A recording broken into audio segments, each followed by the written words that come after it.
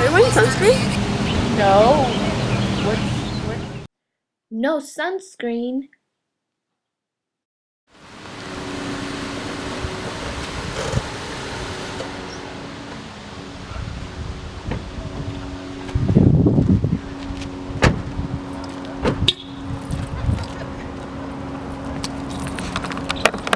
Wait, repeat that.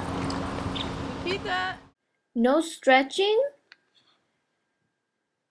I just want a jumbo jack, but just a burger. Wait, where? It's number one, Number one. but just a burger. Okay. Thank you.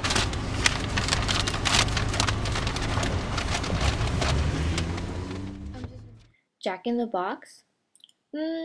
Let's go back. But this time, let's do everything right.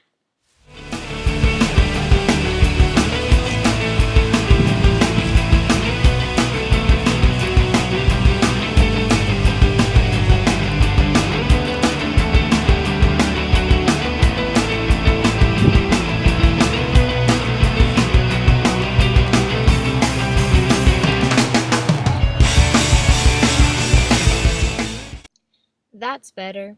No more risks involved. But what is a risk?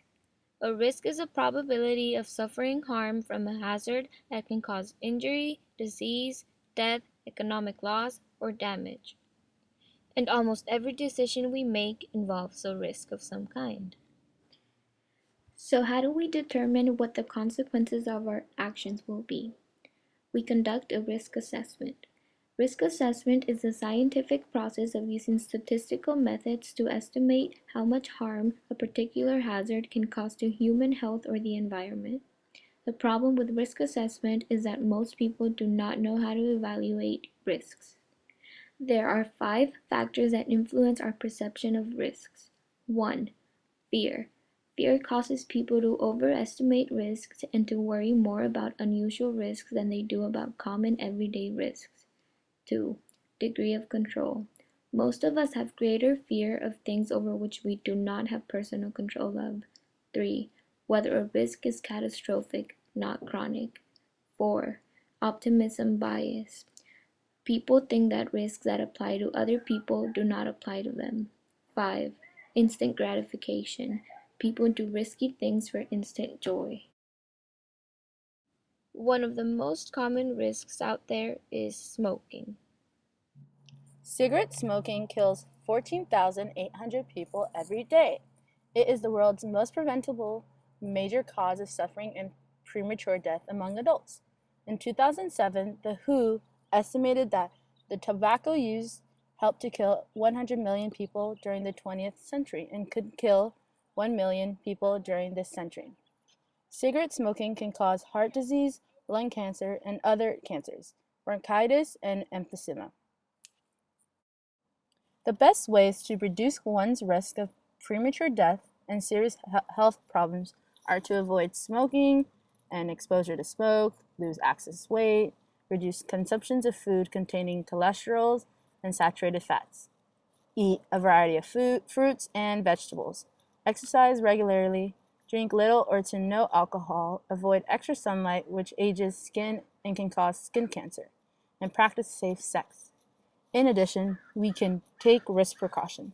For example, such reducing speed and increasing following distance in poor driving conditions, as well as wearing seatbelts. There are many ways to save ourselves from harm. Most people deny the high-risk chances of death or injury from voluntary activities.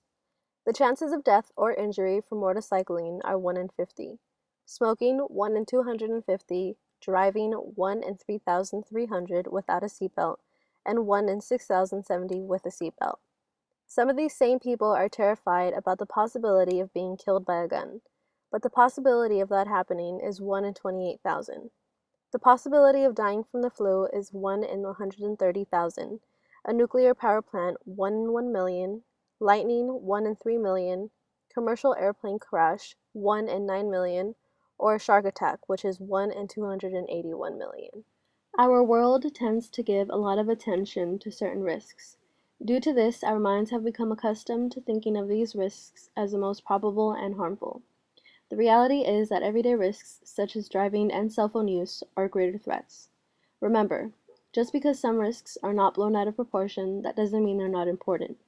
The risks you never hear are the ones you should really fear.